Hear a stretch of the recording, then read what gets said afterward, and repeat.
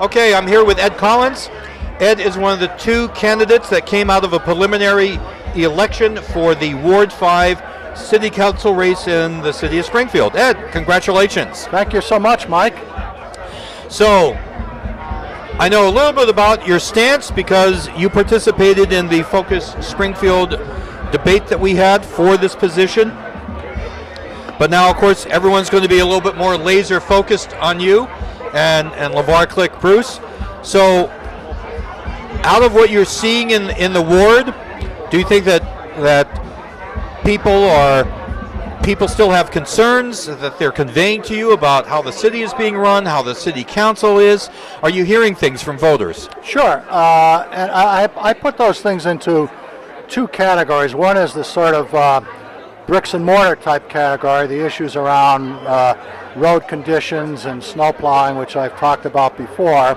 And then there is general concern, and there's some divided opinion around the ward, like there is around the rest of the city, about how things go generally on the city council and the sense of rancor that can crop up there from time to time, and the relationship between the council and the mayor. And those are all concerns of mine as well. As I've said privately and publicly, I'm not running as the anti-Sarno candidate. I'm not running as his enemy, but I'm not going to be a rubber stamp either. But there are some things that have happened that I have had some serious disagreements around. I've mentioned some of them in the debate that I think should have been done quite differently. Probably the biggest one is the whole issue around the creation of the police commission.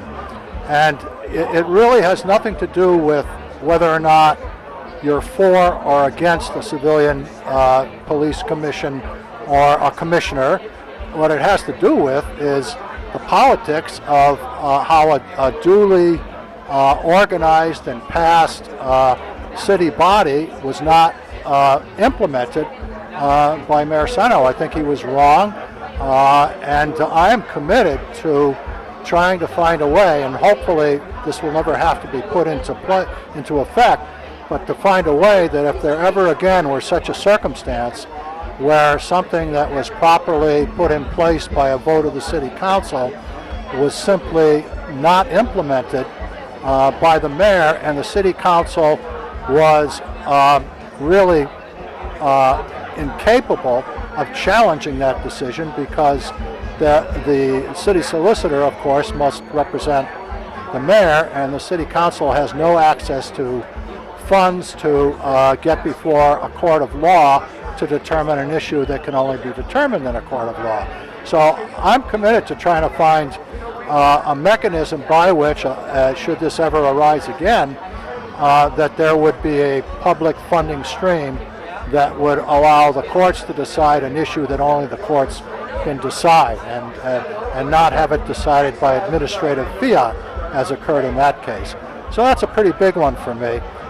It's one of the major differences that I have with the administration, and it's only an issue in this city council race to the extent that whether or not which of us is most committed to standing up for principle like that in a case like that. And I think that's me.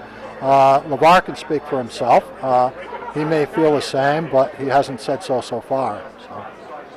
Okay, so clearly you got a pretty good handle on some of the issues that are confronting the city council right now. If you're elected, is there a particular committee that you'd like to serve on? I haven't really thought about that too much, although my background, as you know, Mike, is really in two areas, one of which has nothing to do with the city council, higher education, having put 15 years in as in leadership positions with two public colleges. And the other is in utility infrastructure. So being involved in what happens around those types of issues is something that's important to me.